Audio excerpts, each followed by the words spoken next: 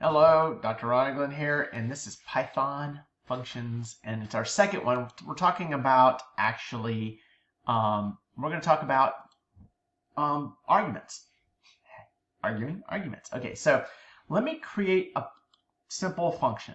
Okay, I'm going to define add, and I'm going to have it x, y. And look what Python does for me. It did subtract, multiply, and divide. Wow. Okay, well, I don't want the other ones. I just want to add. Now, I can call this and say y is equal to add 10, 20, and then print y. Well, you'd expect this to work. And if you look down here, it gave you the answer of 30. Yeah, because what it does is it returns x plus y. I also want you to note that I could put in 10 as a string, and if I do 10 as a string, I have to do 20 as a string also. Okay, now I'm not passing a number, I'm passing it strings. Good news is that if you take two strings and you add them together, Python will actually do that. So 10, 20 is what you get there. Well, okay, so what this call is called positional calling. The 10 goes to the x, the 20 goes to the y. I can do this another way. I can call it with setting the values of x and y explicitly. I can say x equals 10, y equals 20. Okay? The beauty of this is that, watch what I can do. I can take the x, I can move it to the second argument. So I'm saying y equals 20, x equals 10.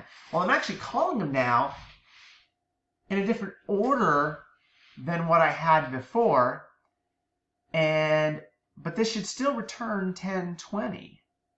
And notice that I actually have y here equals that. So the values that I'm passing over, and if you watch the thing on scope, that would make perfect sense. Okay?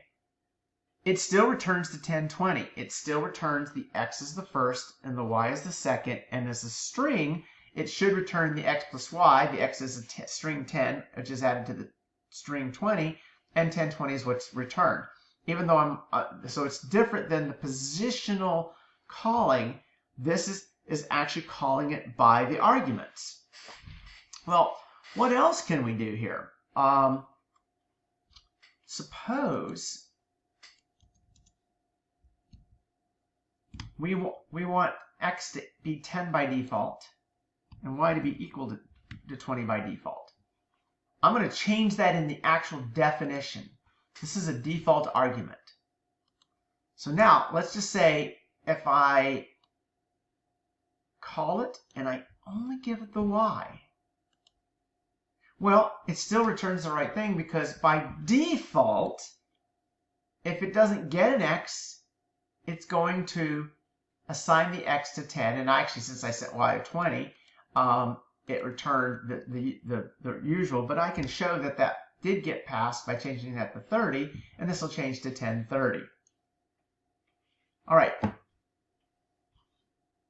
Another thing that I can do, which is really fun here, which makes no sense to do this, but let's return the x and the y, and let's go a, comma, b is equal to add, and I'm not going to send any variables over because, well, I've got default, and then let's print, whoops, let's go ahead and print a, comma, b, because I signed them. And note what happened here. Okay, I passed it two variables. Those variables are explicitly defined in the actual function statement right there. I returned two variables, something that Python allows you to do. Multi-valued return, which is extremely useful to have. To use multi-valued return, you actually have to have two values that you've set equal to add, and then you can print both the A and the B, and the A and the B are the 10 and the 20 that actually X and Y were assigned to by default.